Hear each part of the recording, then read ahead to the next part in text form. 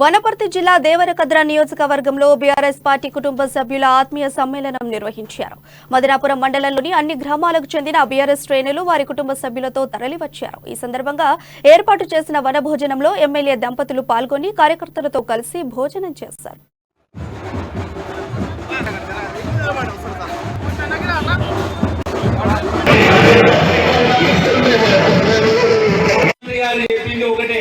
ఆత్మీయ సమ్మేళనం అంటే టీఆర్ఎస్ పార్టీ జెండా మోసే ప్రతి కార్యకర్త కుటుంబంతో మనం గడపాలి.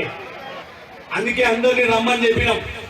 ఎందుకు ఈ కార్యక్రమం పెట్టుకున్నామంటే మేము కానీ మా మంత్రులు కానీ ఎప్పుడైనా గ్రామాలకు వచ్చినప్పుడు, ఒక ఫంక్షన్కి వచ్చినా, ఒక శుభకార్యానికి వచ్చినప్పుడు ఆ గ్రామంలో ఉన్న కార్యకర్త ఇంట్లో భోజనం చేస్తున్నప్పుడు ఆ కార్యకర్త భార్య పిల్లలు కానీ తల్లిదండ్రులు కానీ ఎంత ప్రేమతోటి మాకు భోజనం పెడతారో గత 15-20 సంవత్సరాలుగా చూస్తా ఉన్నాం. అంత ప్రేమ మీరు చూపిస్తున్నారు కాబట్టి కాన్స్టిట్యూన్సీలో టీఆర్ఎస్ పార్టీ తిరుగులేని విజయాన్ని సాధించింది. మీరు కొన్ని శుభకార్యాలు, పెళ్లిలో, తొట్టెలో, బర్త్డే ఫంక్షన్లకే నేను మీ ఇంట్లోకి వస్తున్నా.